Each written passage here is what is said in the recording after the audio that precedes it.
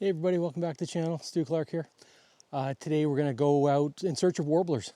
One of my favorite times of the year here on the island. Well, anywhere. Early summer, late spring. And yeah, we're going to go see what we can find. Today we're going to talk about how we can utilize the terrain to our advantage.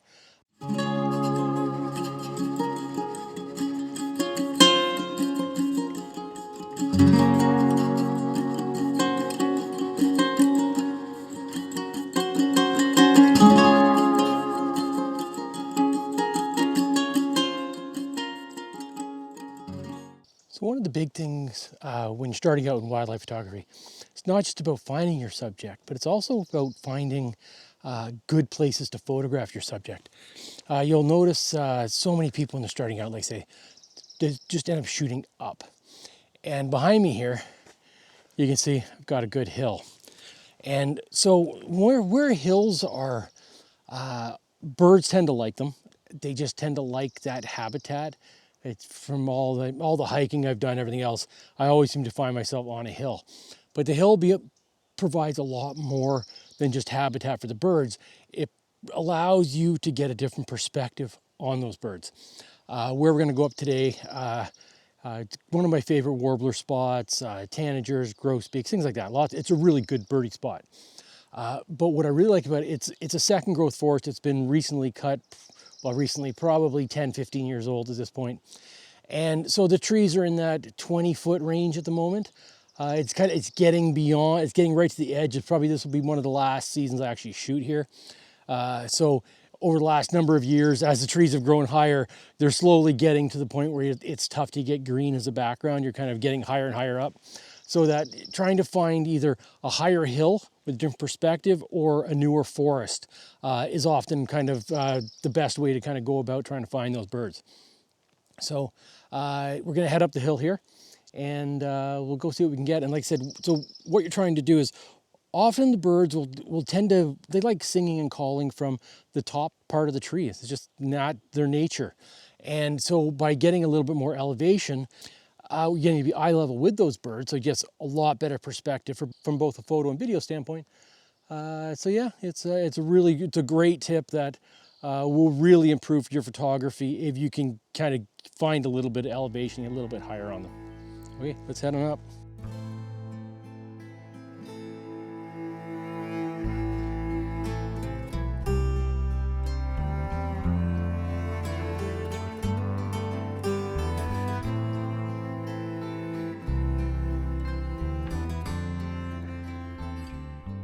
So today we're going to talk about one of my favorite style of shooting when I'm looking for warblers, songbirds, anytime you're out in the spring. One of the benefits of living on a place like Vancouver Island is I'm able to take advantage of the terrain when it comes to picking locations to shoot. So anytime you're out springtime, what you find is a lot of these birds want to sing kind of 2/3 of the tree up to the top. So whenever you can take advantage of elevation, it doesn't have to be a big hill, but whenever you can get up in elevation, it really is going to improve your chances of actually getting some decent photographs. Right now, a couple juncos have just landed in the tree behind there.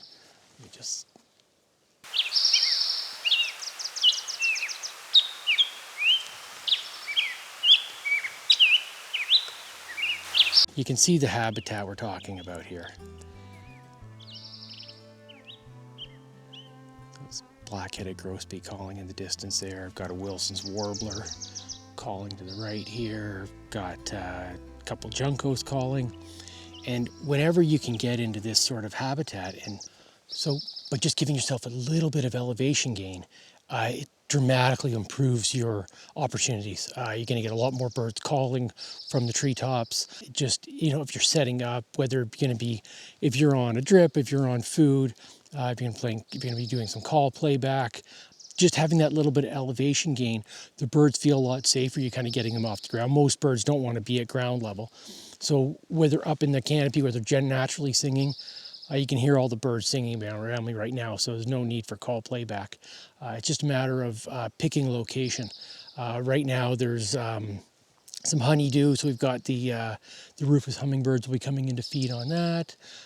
pine cones, or actually spruce on the cones here, so we got a lot of birds feeding on that. It's just an awesome time of year. Kind of, it's a beautiful evening out. It's nice and calm, which has been really unusual this year. It's been such a windy, crazy year. So having a little bit of a calm, which has been amazing. Overcast, so the light's great. What do we got? 10 to 7, so probably got another good hour of shooting potentially. You can hear that Wilson's warbler. I'm trying to get him. Okay, let's see if I can't get little shots in.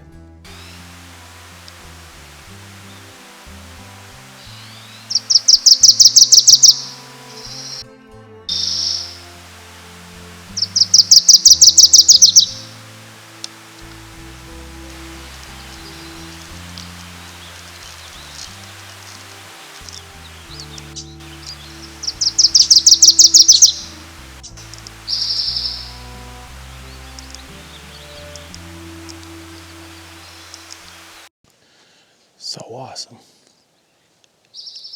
There he is, there he is.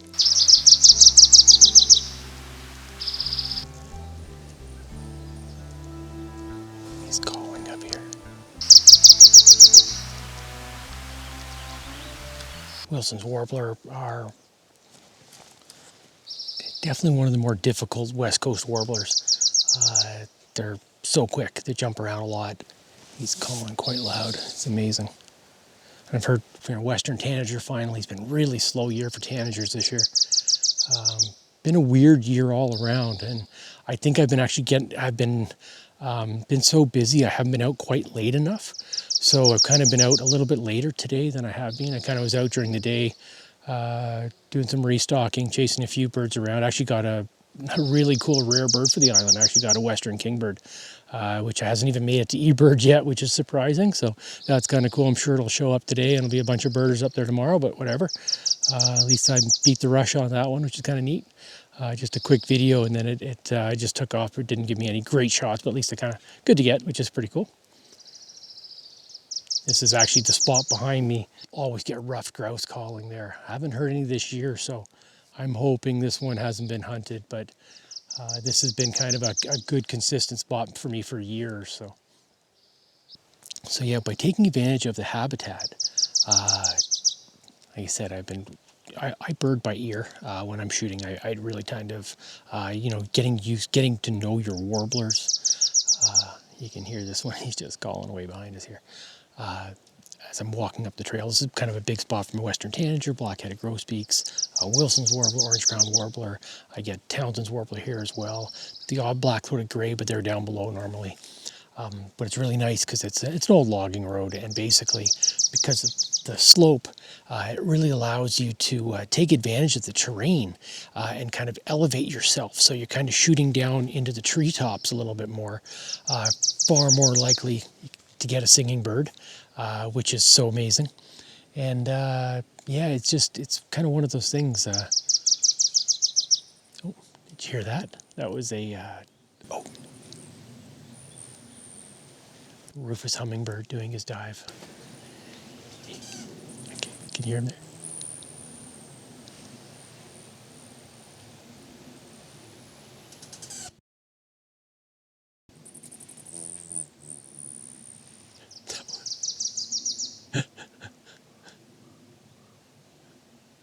That was so cool. Hopefully that showed up in the video. That was really neat. So one of the big tools that is really getting to know not only the habitat for where birds are, so you're more likely to find your subjects, but just figure out how to utilize it to your gain. Most people when they start out shooting birds, they're always looking up, and it's just kind of dark bird on a white background, especially an overcast day like today. And like I say, finding those hill spots. Again, I live in British Columbia. I live in Vancouver Island, so it's a lot easier for me to find a hill than if you live in Ohio. I get that, but it doesn't mean that there are going to be spots that if you've got small hills anywhere, you've got any sort of elevation. It doesn't have to be a big hill. the transition here, because this is actually has been clear cut, so to the tree line is about 50 feet, and it goes down probably 40 feet. So it's not a big hill, but it's just enough of a transition with, and because of the second growth being a little bit lower, it gives me some opportunity to kind of get a little bit higher up and really kind of get into that, the bird zone, we'll say.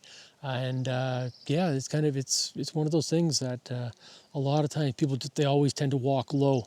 They walk down a river trail, and they're always looking up, and it's not, you're going to see a lot of birds, but your chances of getting any decent photos are going to be much more difficult than coming out to a place like this where there's tons of food around right now with all the black flies.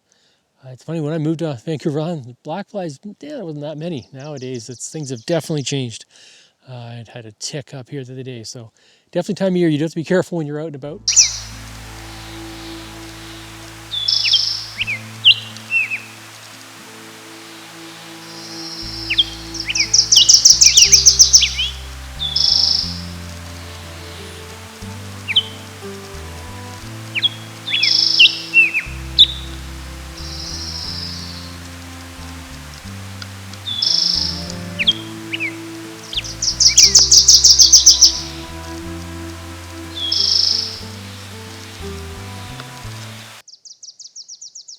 Yeah, let's see if we can't get some more footage here. I've had the grosbeak come in. He was calling. I had a tanager call down there. I haven't had a chance to see if it's around. But yeah, let's see what we can find. Okay.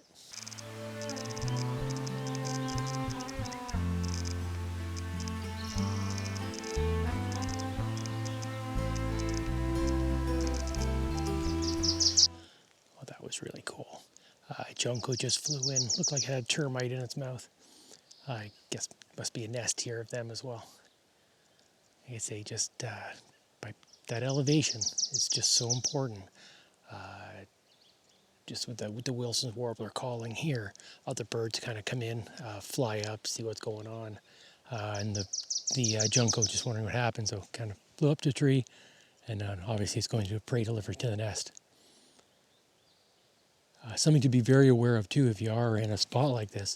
You don't want to go too far off trail, because things like McGillivray warbler, juncos, a lot of these will be ground nesters or nest very low in bushes and things like that. So you don't want to be banging around off trail. It's always important to kind of be mindful of that. And if you are walking through any of the broom, anything like that right now, this is definitely tick season. I had a black-legged tick on me the other day, which are the ones that carry Lyme disease.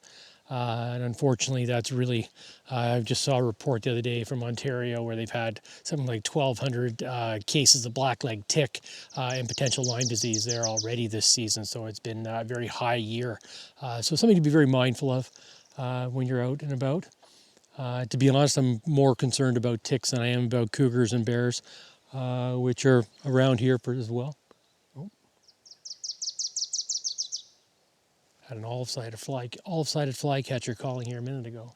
It's funny, it's been tough because it hasn't been super birdy. It's been quite quiet during the day, so you kind of trying to decide, you have a video in mind and you get out and it's really quiet. So this is actually one of the birdier days I've had out here, so this is pretty cool. Well, let's see if we can't get a bit more footage. Lots of Swainson's thrush popping out now too. They're another really neat bird, so I think I'll have a quick go with them while it's, see if I can't track one of them down before it gets dark. Oh, there's the warbler. You can hear him there.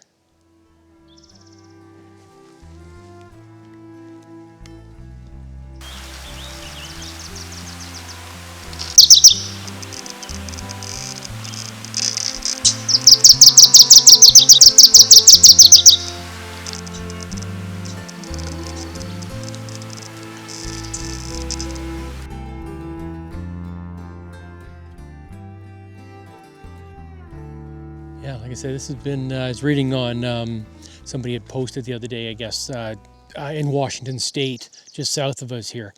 They actually use the radar and they can actually track what birds are coming through on the, during migration. They actually see the waves. And as of last week, it was about 2/3 of historical numbers had come across the strait there, which is really concerning. Yeah, the bird numbers have definitely, over the last few years, we had a big heat wave a few years ago, and I think that was definitely an impact on them. I think just habitat loss on the west coast, the whole western flyway here, the Pacific Flyway up and down the coast from Central America, South America, all the way up.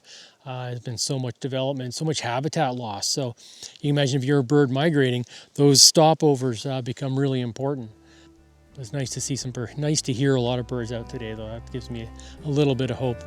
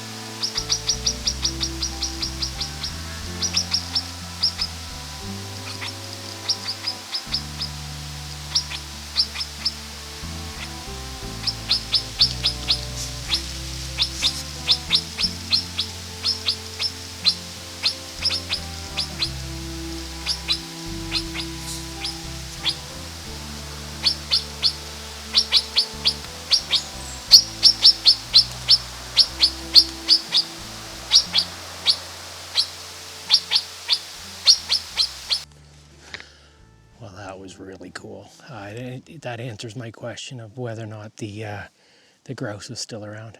I came up to a little bit of a break, a little bit of a clearing, and all of a sudden, mama grouse went one way and the chicks went the other.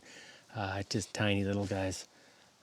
Got quick footage of mom alerting in the tree, and then just kind of backed off. I might have got a little bit of footage of one of the chicks, but really cool. Yeah, they all just scurried. Just all I see is little, just mom just exploded out of the grasses, crazy, doing the alarm call. They've got a really crazy alarm call. It's a weird one because as much as it's a distraction call, but it probably calls in every cougar in the area. It's kind of a really high pitched squeal. She did that, they almost do like a killdeer display. They have their tail all hell breaking loose. Actually, they're bashing around in the bushes trying to make as much noise as possible to distract you off the one way as the chicks run the other way. So they kind of ran into the leaf litter and over a bit of a hillside and were quickly gone. So really awesome to see. But yeah, it's as you can see, it's getting a little bit buggy right now. Yeah, it's kind of crazy. Well, gonna leave this family be and gonna mosey on up the hill a little bit more.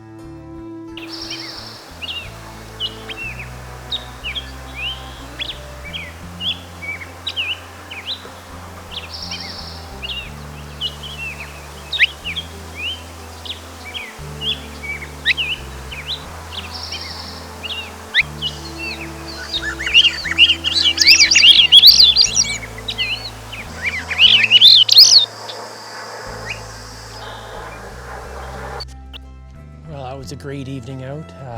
Thanks for joining me today. Actually, managed to get a Swainson's thrush also popped up for a brief moment as well, so I got it singing. Yeah, great evening. Some decent shots. Actually I think got better videos and photos tonight, but that's okay. That's kind of what I was aiming for, which is really cool. Really appreciate you joining me today. And till next time, we'll see you out there. Take care.